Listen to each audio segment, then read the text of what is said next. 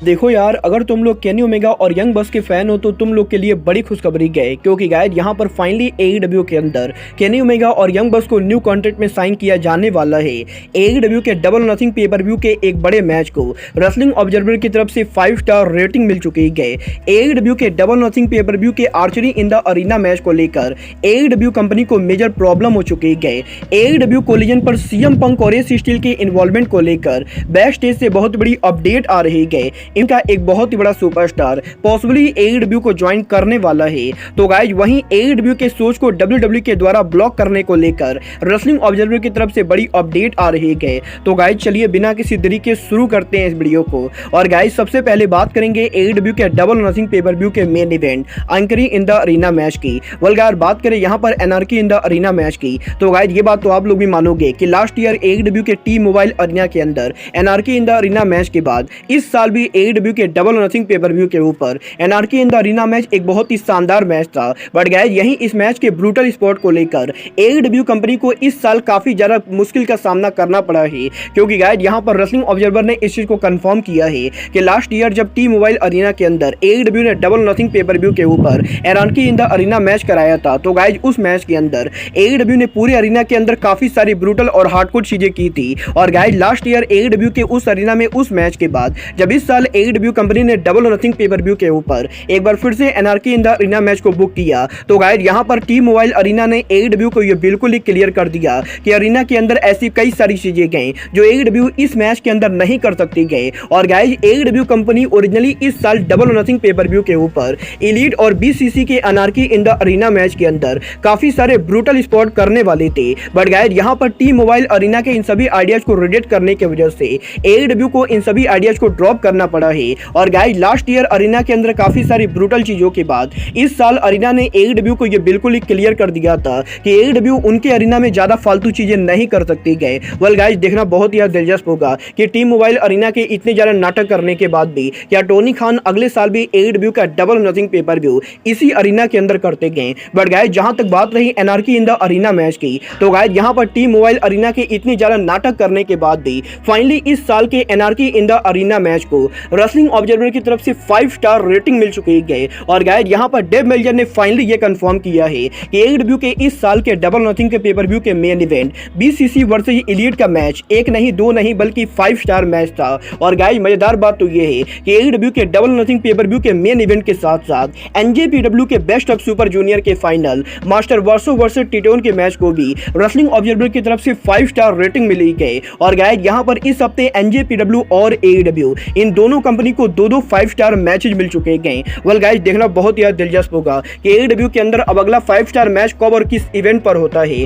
But guys जहां तक बात रही केनी ओमेगा और यंग बस की, तो गाइस जैसा कि आप सभी लोगों को मालूम है केनी ओमेगा और यंग बस का एईडब्ल्यू कॉन्ट्रैक्ट इस साल के एंडिंग पर एक्सपायर होने वाला है। और गाइस यहीं अब इन दोनों के एईडब्ल्यू में कॉन्ट्रैक्ट स्टेटस को लेकर एईडब्ल्यू के बैक स्टेज से बहुत ही बड़ी रिपोर्ट आ रही है। वेल गाइस इस हफ्ते मल्टीपल रिपोर्टर्स ने इस चीज को कंफर्म किया है कि रिसेंटली एईडब्ल्यू के मैनेजमेंट केनी ओमेगा और यंग बस के बीच में न्यू कॉन्ट्रैक्ट साइन करने को लेकर एग्रीमेंट हुई है। और गाइस यहां पर लगातार टोनी खान केनी ओमेगा और यंग बस को साइन करने के लिए नए नए तरीके के ऑफर को लेकर आ रहे हैं। और गाइस यहां पर टोनी खान अब पहले के मुकाबले भी केनी ओमेगा और यंग बस को रीसाइन करने की कोशिश कर रहे हैं। और गाइस एईडब्ल्यू कंपनी ये मेक श्योर करना चाहती है कि केनी ओमेगा और यंग बस के कॉन्ट्रैक्ट के एक्सपायर होने के पहले ही वो इन तीनों को एईडब्ल्यू कंपनी के अंदर दोबारा साइन करे। वेल गाइस देखना बहुत ही दिलचस्प होगा कि 2023 के एंड होने से पहले क्या टोनी खान केनी ओमेगा और यंग बस को एईडब्ल्यू में साइन कर पाते हैं या नहीं। बट गाइस जहां तक बात रही टोनी खान के रेसलर्स को साइन करने की, तो गाइस यहां पर एईडब्ल्यू के अंदर केनी ओमेगा और यंग बस के अलावा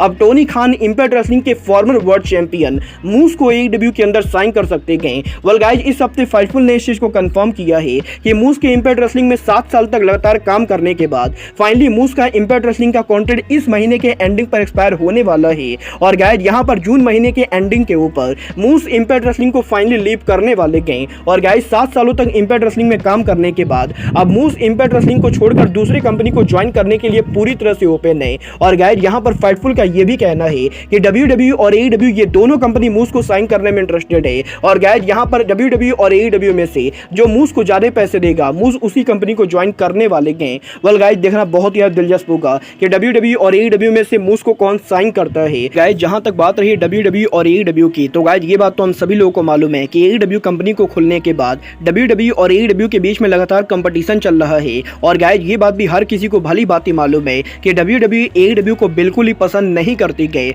और गाइस यहीं अब WWE और AEW के इस कंपटीशन के अंदर इस हफ्ते रेसलिंग ऑब्जर्वर ने एक बहुत ही इंटरेस्टिंग स्टोरी शेयर की गई, जहां पर इस हफ्ते रेसलिंग ऑब्जर्वर का ये कहना है कि WWE AEW को शट डाउन कराने के लिए नए नए तरीके खोजती रहती गए और गाइस यहां पर रेसलिंग ऑब्जर्वर का ये कहना है कि WWE अमेरिका के अंदर जब भी किसी अरीना के अंदर उनके इवेंट को करती गए तो गाइस WWE उस अरीना के साथ ये एग्रीमेंट करती गए कि जब तक WWE उस अरीना के अंदर अपने इवेंट को ओवर नहीं कर लेती गए तब तक वो अरीना AEW के इवेंट को प्रमोट नहीं करेगी। और गाइस यहां पर जैसे किसी एक अरीना के अंदर एक ही महीने के अंदर अगर AEW और WWE दोनों अपने शो को बुक करते गए तो गाइस WWE उस अरीना के साथ ये एग्रीमेंट करते गए कि ना तो AEW कंपनी और ना ही वो अरीना WWE के शो के खत्म होने के पहले उस अरीना में AEW का शो अनाउंस कर सकते गए और ना ही AEW कंपनी उस अरीना के अंदर अपने शो के टिकट को सेल करना शुरू कर सकते गए। और गाइस यहां पर WWE बेसिकली ये मेक श्योर करना चाहती गए कि रेसलिंग फैंस WWE के शो को टिकट को पहले खरीदे ना कि AEW के शो को। और गाइस इसीलिए WWE अरीनाज के साथ ये एग्रीमेंट करते गए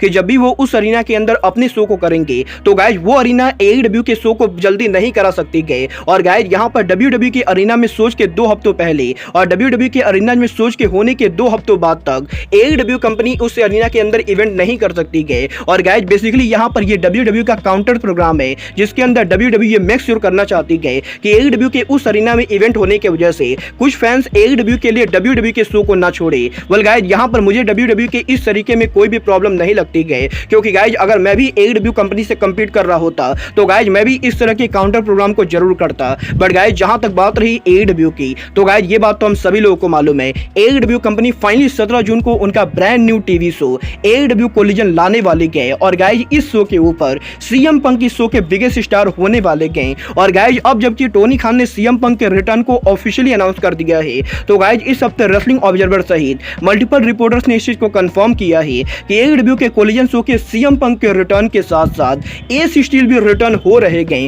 वेल गाइस ये बात हम सभी लोगों को मालूम है कि पिछले कुछ हफ्तों से एस स्टील के AEW में इन्वॉल्वमेंट को लेकर कई तरह की अलग अलग रिपोर्ट आ रही गई। बट गाइस अब यहां पर रेसलिंग ऑब्जर्वर सहित मल्टीपल रिपोर्टर्स ने इस चीज को कंफर्म किया है कि 17 जून को जब CM पंक AEW पर रिटर्न करेंगे तो गाइस CM पंक AEW के ऑन स्क्रीन के साथ साथ AEW के बैक स्टेज पर क्रिएटिव के अंदर मेजर रोल प्ले करने वाले गए। और गाइस AEW के कोलिजन शो के ऊपर CM पंक की जितनी भी स्टोरी लाइन बनने वाली गए उन सभी स्टोरी लाइन के अंदर एस स्टील मेजर प्रोड्यूसर होने वाले गए। और गाइस यहां पर AEW के कोलिजन शो के ऊपर ऑफ स्क्रीन के ऊपर CM पंक और एस स्टील के पास काफी ज्यादा पावर होने वाले गए। और गाइस बेसिकली यहां पर रेसलिंग ऑब्जर्वर का ये कहना है कि AEW के brand new TV show AEW collision के ऊपर ये पूरा शो CM पंक पर डिपेंड करने वाला है। और गाइस AEW के हर हफ्ते कोलिजन शो के ऊपर CM पंक को लेकर AEW कंपनी बड़े बड़े बिल्डअप देने वाली गए। और गाइस AEW के बैक स्टेज के ऊपर भी CM पंक इस शो पर नए नए रेसलर्स को बिल्ड करने में बड़ी क्रिएटिव के अंदर काम करेंगे। वेल गाइस देखना बहुत ही दिलचस्प होगा